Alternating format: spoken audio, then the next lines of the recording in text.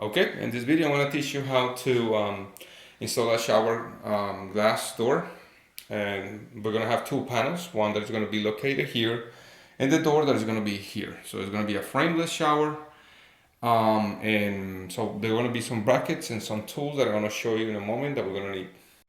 So the tools that we're going to need are a drill. We're going to need some concrete bits or some carbide bits. We're going to need also a pencil, a hammer, some chims, a tape. We're going to need a level, and we're going to need obviously the hardware that we're going to use. It's really important for you to determine the area that you want to, where you're going to work. So you're going to do a lot of measurement, a little bit of measurement, I'm sorry. And also you're going to, in this case, we're going to try to maximize the space inside the shower. So what we're going to do is we're going to use this line over here as our guide, because I made this bottom and I made this equidistant, so we have the same distance on both sides of the shower. Although I'm going to make sure, and I'm going to throw some lines. I'm going to use a laser level in this case. I'll show you in a moment how it's going to work. So in this case, once you realize what is the area that you want to work, I'm using a special laser that is designed for that. Let me turn off the light for a second. But it's designed to give you a straight line, pretty much in three areas. More than that, but in this case I'm using it for that purpose. So the idea is that you want to know exactly where your glass is going to end. That's where you're going to have to do your drilling and to put your holes in and stuff like that for the brackets. So what we're going to do now, we have the stationary piece, and like we said, we are following the lines that we actually make sure that they were fine, but we are following just we're installing this thing on the right side of the edge over there, and we are making the marks where our brackets are going to go. So the idea is that at this point, always you need to make sure that you work with somebody else. The pieces are extremely heavy. This is a 3/8 of an inch tempered glass. So we're going to determine that. We're going to transport that inside the shower, and we're going to make the perforation with the carbide bits, like the ones that I showed you a moment ago.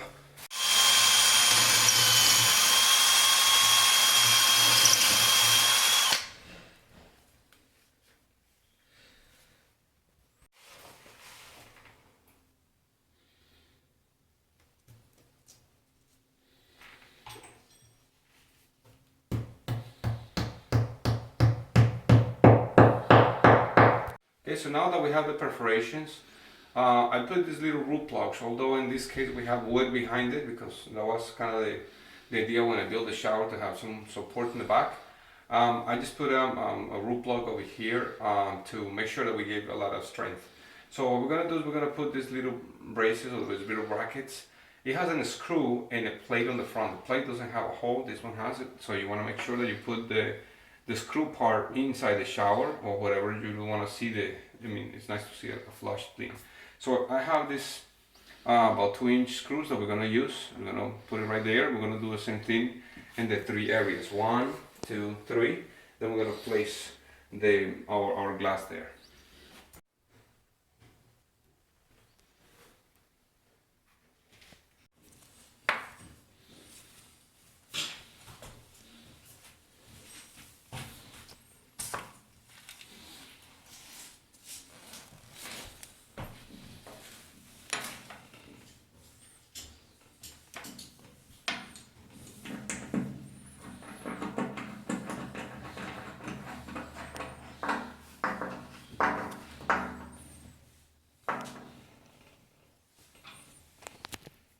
So now that we have the first panel up and secure, we're going to continue with the door. The door is going to be lined up, as we already said, but this thing is going to have 2 hinges, and it has to have a little bit of a space on the bottom and on the side as well, so we can have a swing. The door actually has like a 1/4 of an inch. We're going to leave like 1/8 of an inch on each side of difference, so it can actually swing correctly. So now what you can see is that we have the glass right there, the door, and we have some space on the sides. The next thing that we need to do is obviously put the brackets. These are the brackets. It has 4 holes. They're going to be exposed. You want to make sure that you level everything up, and that's why I'm using those chims, to make sure that we have a space on the bottom and we have the same distance on the side. We're going to just bring it up a little bit more this way, So we can actually close that gap a little bit.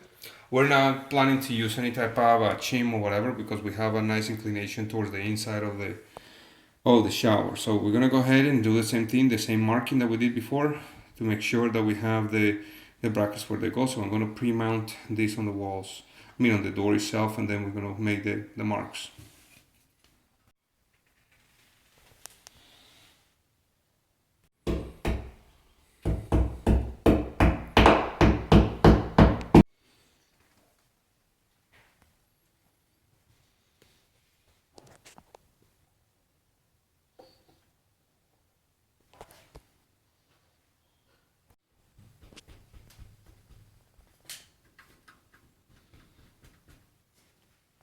So as you can see, the brackets were installed, the hinges. You want to make sure that you tie those things really well, and you put the washers, I will say, on them, or the little supports, the rubber supports that are there, or gaskets. Then now we're going to put the handle. The handle or the handles are this kind. They come with an Allen key. You pretty much loosen it up, tie one to the wall. I mean to the glass door, and then you actually tie the other one. So it's just a really simple thing to install. We're gonna continue with it. So as you can see, now we're done. We put the handle, clean up the glass, and just make sure that whenever you have the chance, you want to make sure that all those lines are nice and straight.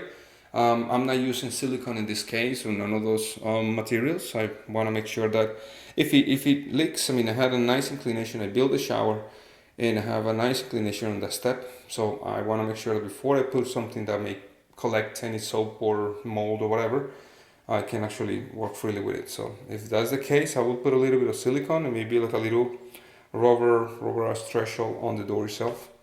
But it shouldn't be a problem. This is a really small gap that I'm leaving behind. So thank you so much for watching. If you have any commentary, please do a constructive criticism.